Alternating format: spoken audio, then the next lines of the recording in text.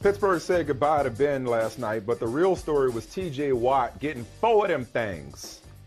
4, wow. Not 4, 4 of them things. 4 sacks to bring his season total to 21 and a half. And this is with him missing 2 games this year. That's just incredible. Mike Tomlin has called him an alien before. JJ, he's on his way to being better than his brother, which is saying a lot. Okay? I mean, I said on his way. I said on his way. And JJ is a Hall of Famer. On his way. Okay? I mean, this dude. He's not on his way.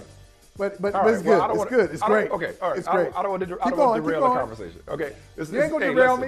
You ain't going to derail me. Okay. Because that ain't worth it. But keep going. Keep going. But having said all that, what I love about this record in particular is what I just mentioned, the fact that he's going to do it in 15 games played. Because he's got the Ravens. I believe they lead the league in giving up sacks. Not that it matters. He had 3.5 against them the first time he played, if I'm not mistaken. He's going to pass Michael Strahan in Week 18, Game 17, but his 15th game. And I want to combine this with Cooper Kupp, because Cooper Kupp had some interesting comments.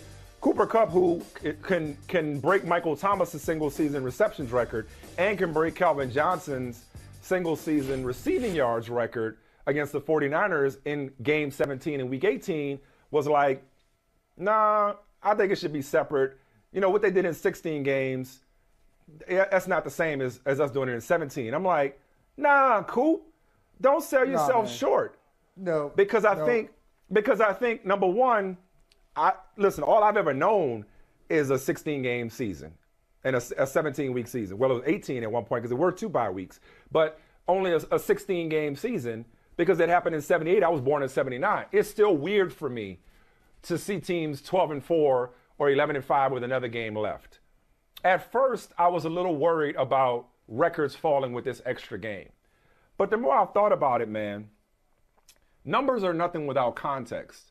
Not only did we never, ever suggest that the 16-game records were less than the 14-game records, or before that, the 12-game records. I don't remember anybody saying Marino throwing 48 touchdowns and he obliterated it, obviously. But you know what I'm saying? For example, like, we never put an asterisk next to 16-game records. I'm not going to do it to 17. Yeah. Because just, like, for instance, Michael. Baseball was on that 154 versus 162. They were. But there's a couple of things. One, there's the number of games somebody plays. And in this case, J.J. Watt's going to break the single-season sack record having missed 2 games. History will remember that. There's the era in which somebody played / the way the game was played. So there are certain records and accomplishments that people have now that doesn't make them greater than their predecessors because their predecessors didn't do it the same way, right? Right. There's who played the game. Atmosphere. Right. Speaking of that, Michael, there's who played the game and at what position, because it wasn't that long ago the game was segregated, where black players were shut out / they were prevented from playing certain positions, specifically quarterback, right? There's that. Yes, correct. And then there's also the circumstances, as in empty stats, or did you accumulate those stats as a part of winning? There's the system. There's the opportunities that you're getting. There's a situation that you're in that contributes to whether or not somebody's able to break a record. Like, in other words, breaking a record when, you are sharing the field with other great talents that you're sharing the ball with, or that you're sharing the ball with is one thing versus being a guy who just is putting up garbage numbers. I said this about Antonio Brown yesterday. Antonio Brown's not a Hall of Fame player. He's a dude that's got great numbers. He's got all-time numbers, but he ain't a Hall of Famer. He's great. He's talented. Here I go derailing it again. But you understand what I'm saying. So there's context involved with being a great player in an offense that doesn't necessarily give you all the opportunities, or even on defense. Because I'm going to read you this real quick from Mike Tomlin. This was fascinating. What Mike Tomlin said about T.J. Watt and about what he's done and why he's not surprised at what T.J. Watt has done. given he thought he would have done it before. Well, let me find this quote real quick. All right, here's what he said. I'm gonna nerd out on this. You're gonna love this. You're gonna love this because it really makes you say, "Damn." It's like Arsenio Hall makes you say, "Hmm." Tomlin said his pressure rate relative to sack to rush opportunities is what screams at you. I don't spend a lot of time analyzing the analytics of it, but I would imagine. Let me try to do Mike Tomlin. But I would imagine his pressure rate is historic relative to the rush opportunities. So when you're putting yourself in position to affect the game as often as he does relative to rush opportunities, the numbers are just a natural component that comes with that. His rush rate over the last several years has been unbelievable in terms of his ability to put pressure on the passer, given his opportunities to rush. So my dude's got 21 and a half sacks, and it sounds like they got him going backwards quite a bit. You're right. Limited opportunities. Wow. Right. It's incredible. All right. So hats off to Cooper Kupp, hats off to TJ Watt, and everybody else is going to break a record in week 17. Oh, game 17, week 18. It is legit. It is. All right. Now, and he's a defensive player of the year, by the way. He's easily a defensive player of the year. Let me break down a couple things real quick. Number one, how dare you, Michael Smith? Let's start there. What'd I say wrong? How dare you read a Mike Tomlin quote without giving us... and not play the sound? The real Mike Tomlin. I know. Come on. I know. I'm sorry. I know. I had a feed item. Any opportunity we have to hear Mike Tomlin, we should seize it. I know. That's right. I had a feed item. By the way, yeah. Let me sneak this in real quick. Cross this off my list. Does not know what a losing season looks like. Right. Okay? Yes. 15 straight years. Not a single losing season in Pittsburgh. I got plenty of people like to complain about Mike Tomlin. Better appreciate this man while you got him. Never had a losing Consistency, like we've never seen to start a career. 15 years, never had a losing season. It's unbelievable. Go right ahead. That's unbelievable. You think about some of the great all-time coaches: Andy Reid, active; Bill Belichick.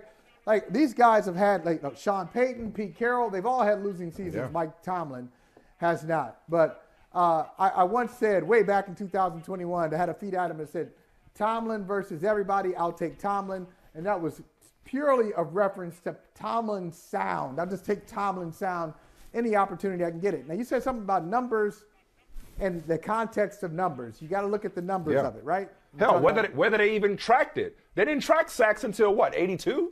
So this record is the official record, but that's not even an unofficial record. Help me out with this. What's 79 minus 70? Oh, Lord. I thought you were about to make an actual point. What is it? Okay, all right. Don't answer. Don't worry about it. It's good. You got to wait. You're 10 years old. How old are you right now, Michael? How old are you right now? As we speak, how old are you? How old are you, Michael? How old are you? I'm 9 years older than you are. 9 years older than you. How about that? But you know what? Like all this stuff, especially, I know, coming up soon. It's amazing with Cooper Kupp, especially with wide receivers. See, TJ Watt, maybe that's a different category. We remember they throw the ball more too. That's another thing. They pass the ball more now, so that yeah. But all the wide receiver numbers, because I remember. Okay, so Michael Thomas doing his thing. Remember, didn't Marvin Harrison once have 143 catches or something That's crazy? That is exactly the number. 143? Yes, it was 143. Right. Yes. So Michael Thomas, Marvin Harrison, back in the day, Art Monk used to have a streak of consecutive passes. Steve Largent, all of these guys. But I think with wide receivers, okay, set the records. Don't make any distinction. Don't say 14 versus 16 versus 17. Doesn't matter. For wide receivers, you got to go to a position. Each position has its own standard for excellence. And unfortunately, for every wide receiver out there, the standard is impact on the game. And we go to a guy we talked to in Tahoe, Jerry Rice. So forget about the record. The record, it's what is your impact on the game? So if Cooper Kupp, who's got a great impact on the game right now, if he goes out and the Rams win the Super Bowl, and he's the Super Bowl MVP, and we say, oh my God, what a season from Cooper Kupp. That's memorable. Unfortunately, a 122 catch season, a 150 catch season, a 1,700-yard season, it doesn't really stick, in my opinion. I'm just talking about me, the way I look at it. It doesn't really stick if the wide receiver doesn't have something else along with it. There's some kind of, you got to pair it with something. It's like wine, this kind of wine with this kind of meal. So you got the numbers. Great. Michael Irvin type. Yeah. You talking about? Yeah. Michael Irvin. Yeah. Michael Irvin, where he doesn't have the numbers of those guys. But Michael Irvin's impact on the game was unmistakable. Or in a different way, Randy Moss, who had the numbers and the impact in terms of the way people had to defend whatever offense he was a part of. But this, not to pile on Antonio Brown. No need to twist it around and say, okay, well, you did that. You made that record in a 17-game season, 16-game season. No. So what? It is what it is. Not to pile on Antonio Brown, but that's why yesterday I cringed when you said definitively he was the best wide receiver in Steelers history. Is he the most prolific wide receiver in Steelers history? Absolutely. He's one of the most prolific receivers the game has ever seen. But the game was a lot different when it was Lynn Swann opposite John Stallworth. And you want to talk about impact on the game, I think Hines Ward would like to have a word in this conversation about best receivers in Steelers history. Shout out to Louis Lips, by the way. Always love that name. Point being, it's just like, I'm not saying he's one of the best ever. I'm just saying shout out to Louis Lips. Right. He just came to mind. I remember I had his football card, Yeah. Anyway, I love him too. I did. I love him. That's all. Just a random shout out. But you understand what I'm saying? Southern Miss Antonio Brown. I think it's Southern Miss or somewhere. He was down Antonio Brown, Gulf Coast country.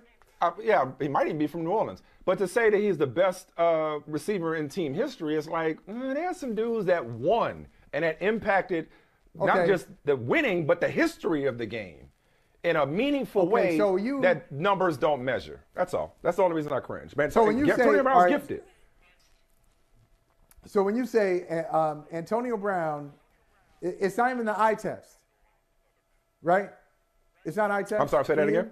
Say that again. It's not eye test for you. Like, if I know Antonio Brown is selfish, got it. But if you even take that out of it and you just say on the field, do you factor that in? On the field, who is the best wide receiver out of these three or four? Was it Lynn Swann just running a route and the ability to get open and run after the catch? Yeah, if you're talking talent, Antonio Brown is among the most talented wide receivers to ever set foot on a field. But when I just say best in team history, I just named two Hall of Famers that were part of 4 Super Bowl championships and are iconic. It was just hard for me to put a guy with the track record of Antonio Brown, not to mention great stats. Yeah. Bruh, you and I both know they put up a lot of empty stats in Pittsburgh over the years. And it can't be stats. A lot of empty stats. You're right. That's why I didn't even mention, I saved this to last, because I don't want this to be a part of the analysis of great wide receiver. As you pointed out very correctly, the game was just so different in the 70s and 80s, different for quarterbacks, different rules for defensive backs. They go out there and they could maul you. That's exactly They could do all kinds of stuff, and the completion percentages were much lower. Quarterbacks took more chances down the field, all this stuff. They didn't call pass interference nearly as much as they do now. But I saved this for last. I think Lynn Swann had 330-something catches for his career. His numbers are great in the grand scheme. About numbers. Yeah, exactly. It's not about numbers. Exactly. It really is. Exactly. The era in which you played and the impact you had on your era and on your team.